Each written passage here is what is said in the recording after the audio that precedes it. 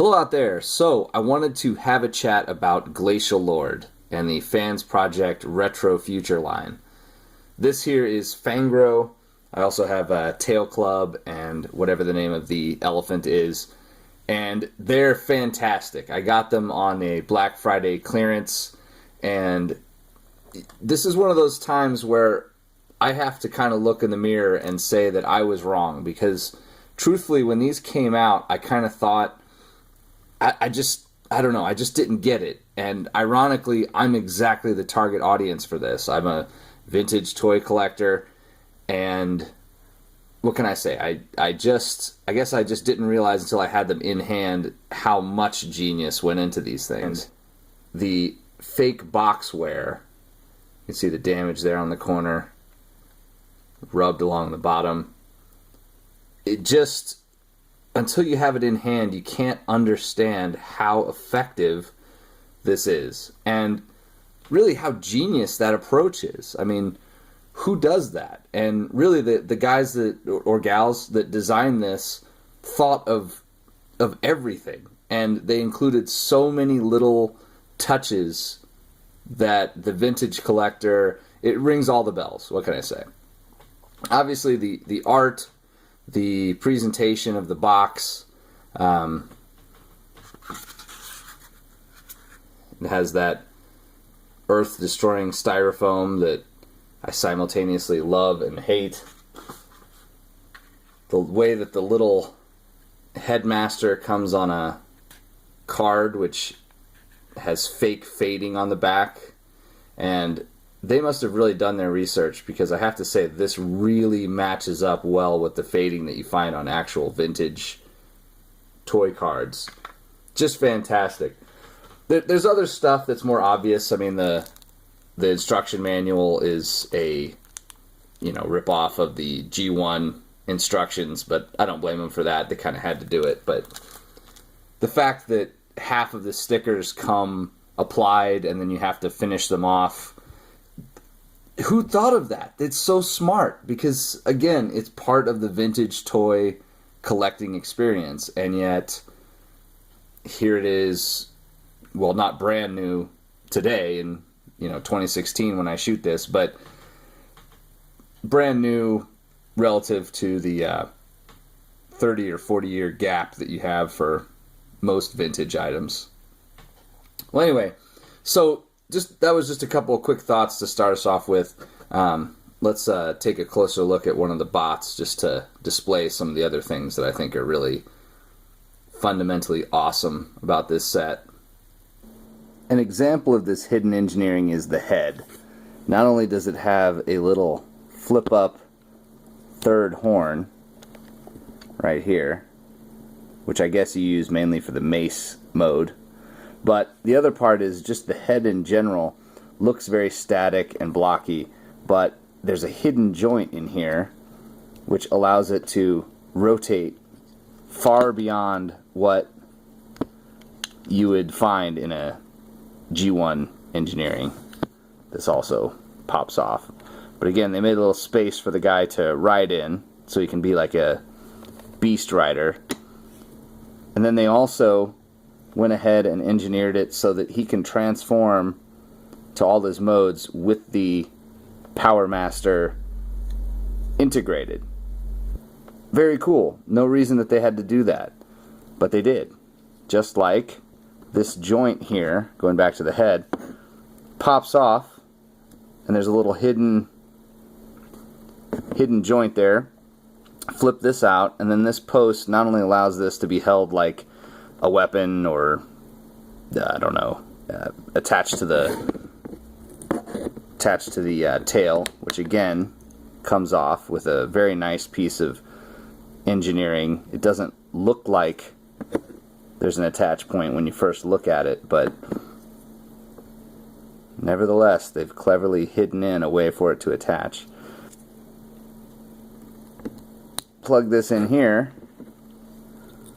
flip this out, and now you have his weapon.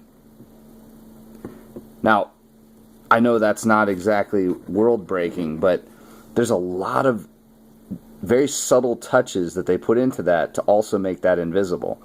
The other thing I think is super cool about this is that while the legs are very simple, this just flip out in a very standard manner, tiny little stumpy arm, the chest does a lot of work that, again, you can't see just by looking at it. But this entire central section on a very nice ratchet will ratchet around so that you can connect. Again, this is a G1 sized connector port, but so that you can connect either as an arm or, if you flip it all the way out, as a leg, and all while not having to use the actual head, which I think is really cool. And then the Power Master guy himself, if I just flip this back around so we can access him,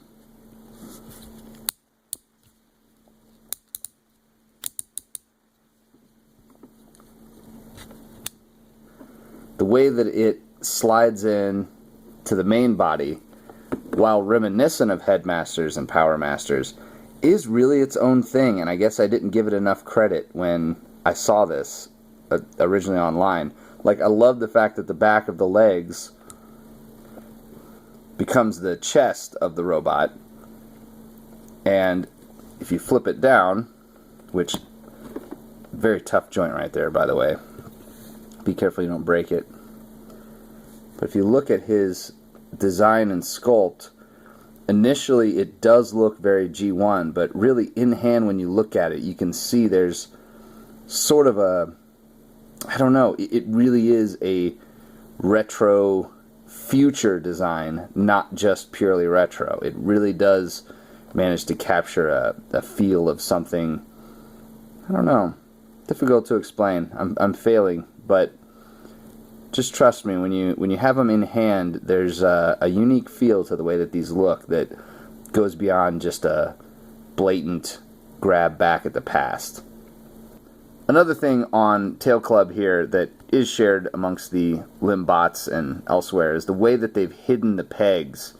So it has these grooves and then these fins instead of just a post and a hole, which helps to hide it and make it look more, I don't know, just cooler, just more cleverly designed, I guess. I don't know. Again, my words fail me, but the way that these legs clip together like so that it does form a mono leg like you would expect on a vintage toy. But then, unlike a vintage toy, it has a very tight and works really well sliding mechanism, allowing you to collapse it down for limb mode. And it works really well, and you cannot tell when you just look at it. It's hidden engineering. That's the key to this whole Glacialbot project, is the hidden engineering that's involved. It's just so clever, and I can't believe that I didn't see it sooner. All right, that's about all I have to say. This was a fantastic project from the beginning. Sometimes it's hard to admit you're wrong, but I was wrong. I don't know why I didn't love this from the moment that I saw it, but having it in hand makes me realize just how wrong I was. This is everything that independent robot design companies should go for. I know there's fans of having 7 different springers to choose from. That's fantastic. The market is supporting that. You're going to get what you want.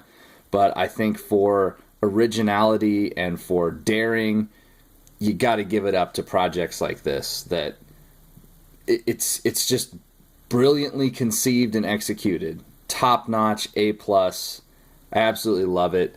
And I don't know. I must have been crazy. So anyway, thanks a lot for watching. Take care until next time. Glacialord.